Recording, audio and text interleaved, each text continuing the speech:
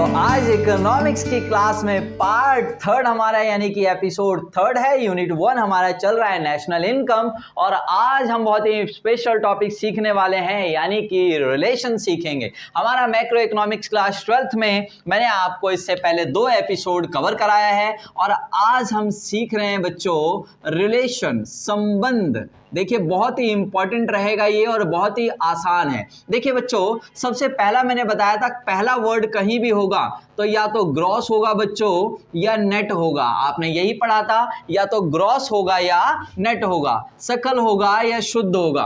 तो बच्चों अगर आपको कभी ग्रॉस से नेट बनाना हो या नेट से ग्रॉस बनाना हो तो वहां पर कोई काम अगर आएगा तो वो है डेप्रीशिएशन। कौन काम आएगा बच्चों?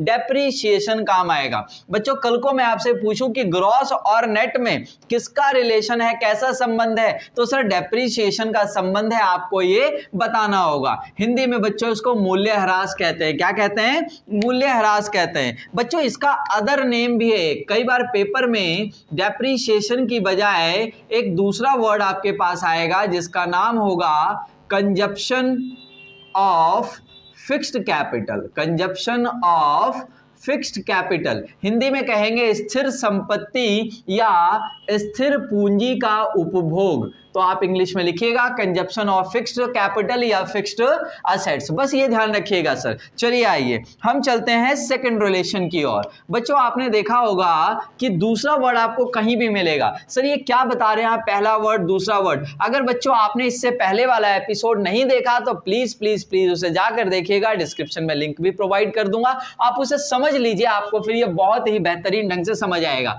जैसे इस पूरे चैप्टर में आपको GDP at MP, NNP at FC, ऐसे ऐसे कुछ वर्डिंग्स मिलेंगे दोस्तों। तो इसमें पहला वर्ड कहीं भी देखेंगे तो जी होगा या एन होगा, मैंने कहा था।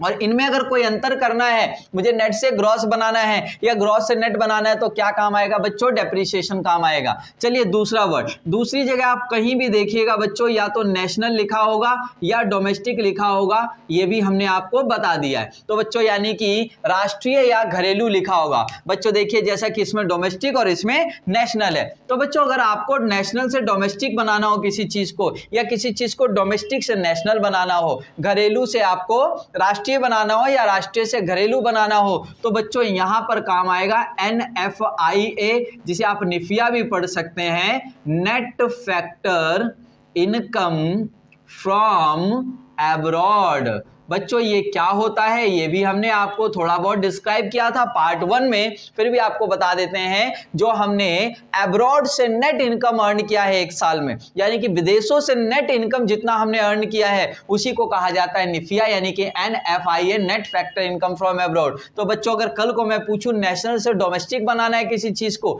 या किसी चीज को डोमेस्टिक से नेशनल बनाना है, तो बच्चों क्या काम आएगा? तो आपका आंसर आ जाना चाहिए निफिया काम आएगा सर। चलिए अब तीसरे एंड लास्ट पार्ट की ओर चलते हैं जो आपको रिलेशन में याद रखना है बच्चों। एमपी या एफसी है ना, ये वही मम्मी पापा और फूफा चाचा नहीं सर, मार्केट प्राइस और फैक्टर कॉस्ट। बच्चों मार्केट प्राइस से फैक्टर कॉस्ट बनाना हो या फैक्टर कॉस्ट से मार्केट प्राइस बनाना हो, बच्चों बड़ा ही ध्यान दीजिएगा, मार्केट प्राइस से फैक्टर कॉस्ट बनाना हो या फैक्टर कॉस्ट से मार्केट प्राइस बनाना हो, तो बच्चों यहां पर अगर इन दोनों में कोई रिलेशन है, कोई पूछे तो बताइएगा उसको NIT का रिलेशन है। किसका रिलेशन है सर?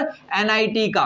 बच्चों NIT का फुल फॉर्म होता है net indirect taxes. Net indirect taxes बच्चों शुद्ध अप्रत्यक्ष कर इसका फुल फॉर्म होता है।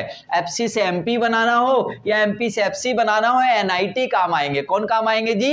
NIT, शुद्ध अप्रत्यक्ष कर। बच्चों net factor income from abroad को हिंदी में कहते हैं विदेशों से शुद्ध साधन आय। विदेशों से शुद्ध साधन आय। आई थिंक, उम्मीद करता हूं आपको ये बात समझ में आ रही होगी कि ग्रॉस से नेट पे जाना है या नेट से ग्रॉस पे डेप्रीशिएशन काम आएगा। उसका दूसरा नाम कंजप्शन ऑफ फिक्स्ड कैपिटल या एसेट्स है। बच्चों नेशनल से डोमेस्टिक पे जाना है या डोमेस्टिक से नेशनल बनाना है, इन दोनों के बीच में कोई रिलेशन है तो बच्चों निफिया का रिलेशन है, net factor income from abroad. और बच्चों एमपी से एफसी पर जाना है या एफसी से एमपी पर जाना है तो NIT काम आएगा, यानी कि नेट इनडायरेक्ट टैक्स काम आएगा।